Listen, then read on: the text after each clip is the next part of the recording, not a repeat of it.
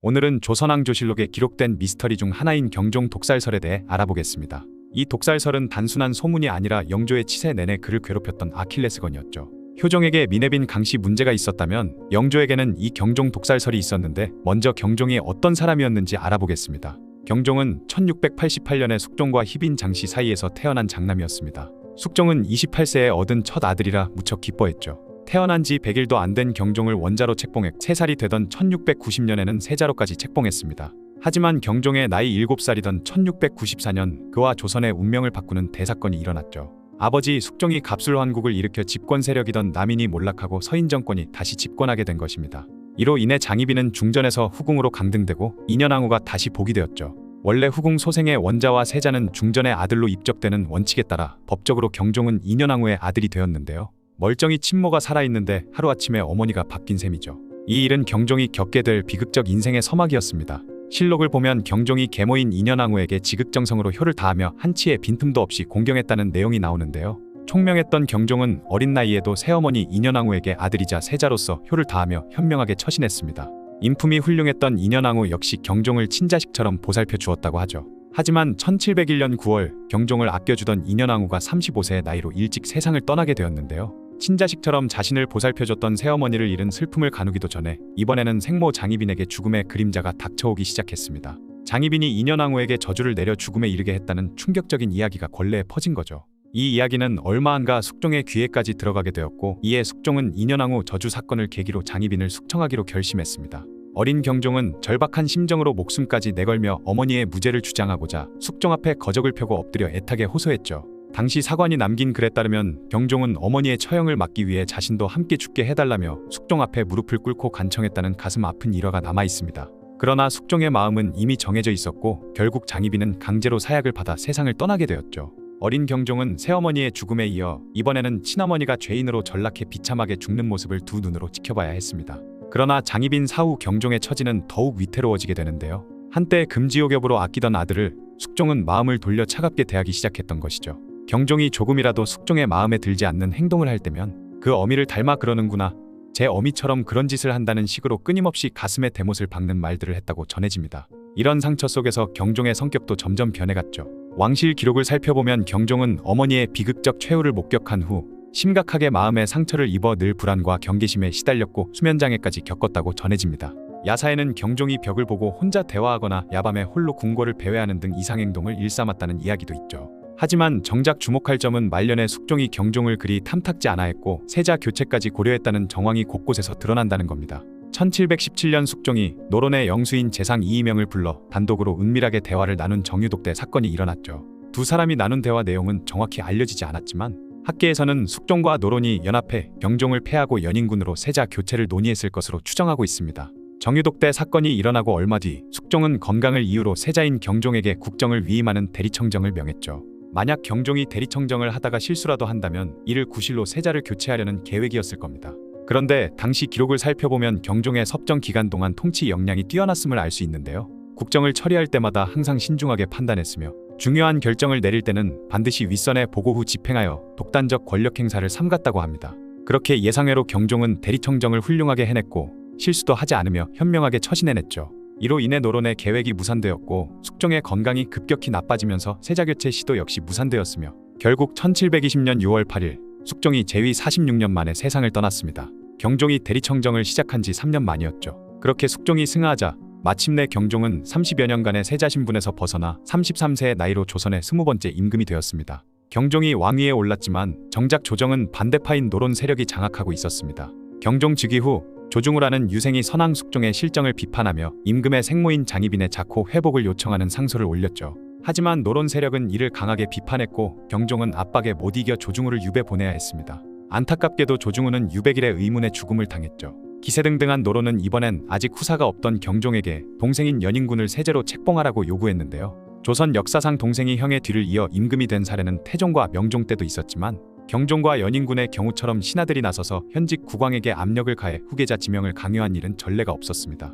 30대 중반의 젊은 임금에게 자신보다 겨우 몇 살 어린 동생을 후계자로 지명하라는 노론의 요구는 정상적인 정치가 아닌 일종의 정변에 가까웠죠. 하지만 이번에도 경종은 노론의 요구를 순순히 수락하고 연인군은 28세의 나이에 왕세제에 책봉되죠. 여기서 흥미로운 점은 경종이 사망할 때까지 후사를 보지 못했다는 겁니다.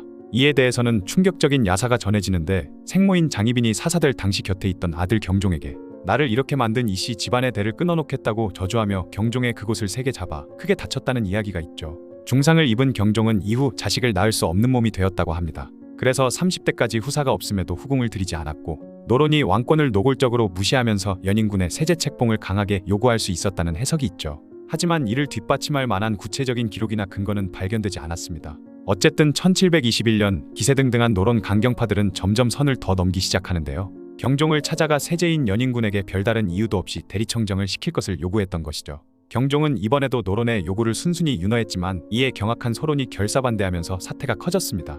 정통과 명분을 중시한 조선사회에서 왕권을 위임하는 대리청정은 매우 중대한 정치적 의미를 가졌죠. 왕이 후계자에게 대리청정을 명하더라도 후계자와 신하들은 충성을 증명하기 위해 반대하는 게 관행이었습니다. 그런데 국왕이 멀쩡히 건재한 상황에서 신하가 왕에게 대리청정을 먼저 요구한 것은 한마디로 왕권을 능멸하는 반역 행위나 다름없었죠. 노론 측도 뒤늦게 사태의 심각성을 파악하고 대리청정을 거두어달라는 소론의 요청에 동참했습니다.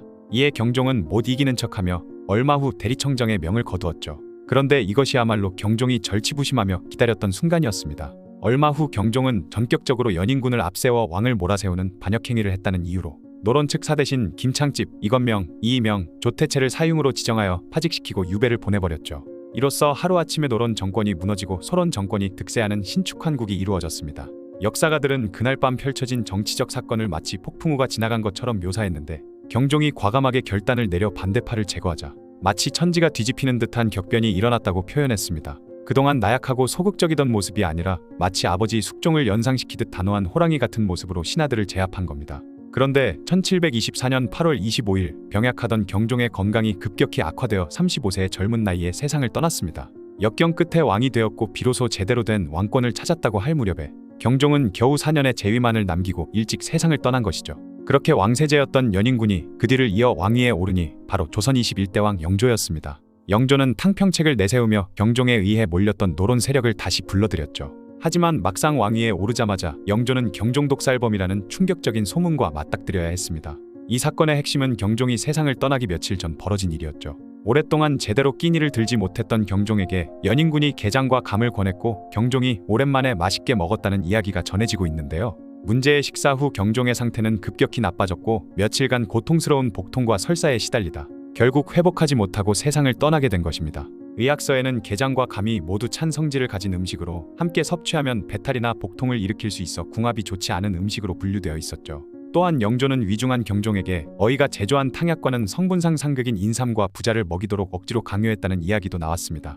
이를 두고 궁지에 몰린 노론과 영조가 결탁하여 일부러 경종을 암살한 게 아니냐는 소문이 퍼졌죠. 경종 독살설이 사실인지 거짓인지와는 관계없이 영조가 경종을 독살했다는 의혹은 영조가 세상을 떠나기 전까지 그를 괴롭히게 됩니다. 실록에는 누락되었을지 몰라도 게장을 올린 게 영조라는 소문은 온 나라에 퍼져 있었고 어이 이공윤의 반대에도 불구하고 영조가 인삼과 부자를 처방하게 한 뒤 경종이 사망한 사실이 의혹을 키웠죠. 게다가 신임사화 때 주모자들이 경종을 독살할 계획을 꾸미고 있었다는 점과 그 주모자들이 당시 왕세제였던 영조와 가까운 사람들이라는 정황 때문에 소문은 일파만파 더 퍼져나갔습니다. 이제 독살설의 진위에 대한 양측 주장을 살펴보죠. 먼저 독살설을 부정하는 측의 주장은 이렇습니다. 첫째, 영조가 직접 게장과 단감을 바쳤음이 명시된 사료는 없다는 점이죠. 물론 영조가 왕이 된 후 작성되었기 때문에 누락된 것일 수도 있지만 공식 기록에 명시되었는지 여부는 중요한 문제입니다. 둘째, 영조가 경종을 독살했다는 주장은 이인자의 난에서 영조의 정통성을 부정하는 구호로 사용되었다는 점도 고려해야 하죠. 셋째, 게장과 감이 독이 된다는 설은 과학적으로 근거가 약하다는 것입니다. 오히려 상한계의 세균 번식을 감의 탄닌 성분이 억제해준다는 설도 있기 때문이죠. 넷째, 인삼과 부자 처방이 잘못된 게 아니었다는 주장도 있습니다. 한의학적으로 인삼과 부자는 상극도 아니고 이미 존재하던 처방이었죠. 지나친 탈수 등으로 인해 신체 기능이 떨어진 경종에게는 효과적인 처방이었을 수 있습니다. 다섯째, 영조 입장에서는 독살이라는 위험한 도박을 하기보다 경종이 살아있는 동안 자신의 기반을 만들고 자연스럽게 왕위를 계승하는 것이 더 안전했다는 것이죠. 반면 독살설을 긍정하는 측은 이렇게 주장합니다. 첫째, 당시 조선에서는 환자에게 좋은 음식과 나쁜 음식을 구분했다는 점에서 연인군이 다 나은 환자도 아닌 한 달 가까이 질병에 시달린 형에게 상하기 쉽고 소화하기 어려운 게장을 먹인 행위 자체가 의심스럽다는 겁니다. 둘째, 영조에게는 그런 일을 벌일 만한 동기가 충분했다는 거죠. 당시 연인군과 노론 세력은 정치적으로 위태로운 상황이었고 경종이 만약 자식을 갖는다면 모든 것이 뒤바뀔 수 있었습니다. 셋째, 당시 연인군은 세제라는 불안정한 후계자 지위에 있었기 때문에 경종의 상태가 호전되어 그가 장수하게 되면 자신의 입지가 더 위험해질 수 있었다는 거죠. 넷째, 경종이 병석에 오래 누워있을수록 소론 세력이 세제 폐위라는 쿠데타를 일으킬 가능성이 높았고 이는 연인군에게 큰 위협이었다는 겁니다. 경종의 의문스러운 죽음은 이후 두고두고 영조의 정통성에 발목을 잡는 아킬레스건이 되었는데요. 1728년에 발생한 이인자의 난도 바로 경종의 복수를 내세운 소론 세력이 일으킨 반란이었죠. 반란군은 경종의 염에 참여한 왕실 인척인 심의현이 독사를 증언했다고 주장하면서 전국적으로 참여자를 모았다고 합니다. 이때 반란군이 뿌린 경문에서는 나빌초주와 사왕숙대를 언급했는데 이는 각각 왕망이 나빌에 독이 든 술로 평제를 독살했다는 고사와 형을 위해한 인물들을 의미하는 말이랍니다. 영조 31년에 일어난 나주 괴서 사건에서도 주범 신치우는 영조 앞에서 신은 갑진년부터 게장을 먹지 않았으니 이것이 바로 신의 역심이라며 노골적으로 영조를 경종의 암살범이라고 비난했죠. 이처럼 영조 치세 내내 경종 독살설은 그의 정통성에 큰 타격을 주는 정치적 공격 무기로 활용되었습니다. 결국 경종 독살설의 진위 여부는 300년이 지난 지금도 확실하게 규명되지 않았는데요. 대부분의 역사학자들은 독살설보다는 경종의 타고난 허약 체질과 지병이 주된 사망 원인이었을 것으로 보고 있죠. 특히 연인군은 이미 확실한 후계자로 자리를 굳혔기 때문에 위험을 무릅쓰고 독살할 이유가 없었다는 견해가 지배적입니다. 오히려 진작에 죽일 수도 있었던 영조를 끝까지 보호하고 살려준 것이 경종이었죠. 후에 영조는 독살 의혹에 평생 시달렸던 것으로 보이는데 천의소감이라는 변론서를 발간하여 자신을 비방하는 악의적 소문의 부당함을 토로하며 극악무도한 무리들이 감히 입에 담지도 말아야 할 거짓말을 퍼뜨리고 있다고 항변했죠. 오랫동안 역사 속에서 주목받지 못했던 경종은 사실 정치적 이기 속에서도 뛰어난 전략가적 면모와 통찰력을 보여준 군주였습니다.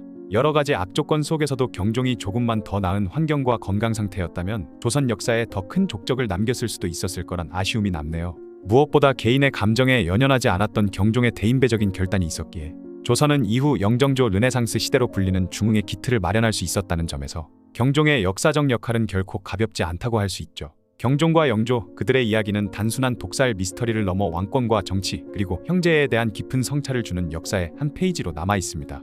여러분은 어떻게 생각하시나요? 경종 독살설은 사실일까요? 아니면 그저 정치적 음모론에 불과할까요?